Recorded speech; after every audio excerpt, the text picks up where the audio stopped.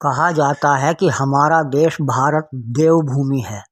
ईश्वर भी अनेक बार यहाँ अवतार ले चुका है। अन्य किसी भी देश में ईश्वर ने अवतार नहीं लिया। वाह, क्या अजीब सकारात्मक सोच है। मैं यदि इसे गलत बताऊंगा तो मेरी सोच को शायद बिना सोचे समझे ही नकारात्मक सोच कह दिया जाएगा।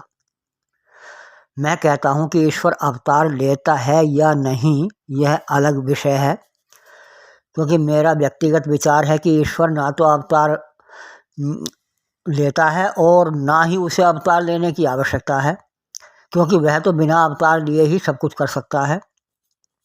लेकिन अन्य लोगों की मान्यता के अनुसार यदि वह अवतार लेता है तो आखिर हमारे देश में ही क्यों लेता है?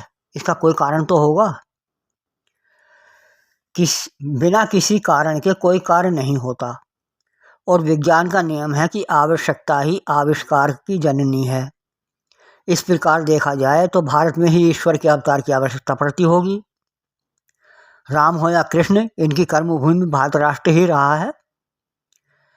अब प्रश्न पैदा होता है कि ईश्वर यदि अवतार लेता है तो क्यों?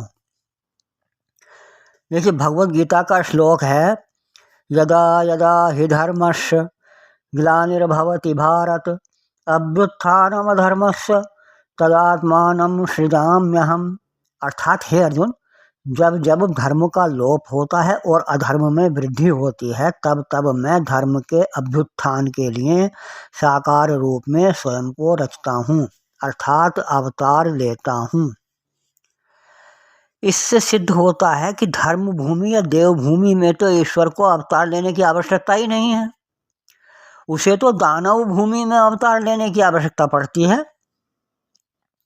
क्या इसका सीधा सीधा यह अर्थ नहीं हुआ कि भारत में ही अधिक अधर्म होता है, इसीलिए उसे भारत में अवतार लेना पड़ता है? फिर कैसे मान लिया जाए कि हमारा देश देवभूमि है इसलिए यहाँ अवतार ईश्वर को लेना पड़ता है? फिर सच क्या है? देखिए, सच ये है कि ना तो ईश्वर कभी अवतार लेता है और ना सबसे अधिक अधर्म भारत में होता है। सबसे अधिक अधर्म भारत में होता है, ये भी झूठ है। भारत के अतिरिक्त कई ऐसे देश भी हैं जहाँ भारतीय संस्कृति की मान्यता के अनुसार अधर्म की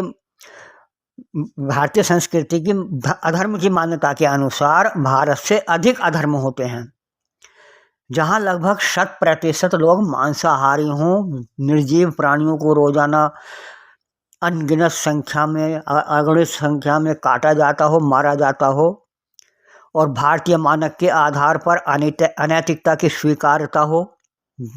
जिन नैतिकता को भारत में मान्यता है उसके विपरीत कार्य होते हों, वहाँ ईश्वर को अवतार लेने की आवश्यकता क्यों नहीं है? ऐसा कहकर ना तो मैं भारत को विशुद्ध रूप से धार्मिक होने का प्रमाण दे रहा हूँ और ना ही अधार्मिक होने का। मैं तो केवल यह सिद्ध करने का प्रयास कर रहा हूँ कि यह अवधारणा ही गलत है कि हमारा देश भारत देवभूमि है इसलिए ईश्वर यहाँ अवतार लेता है।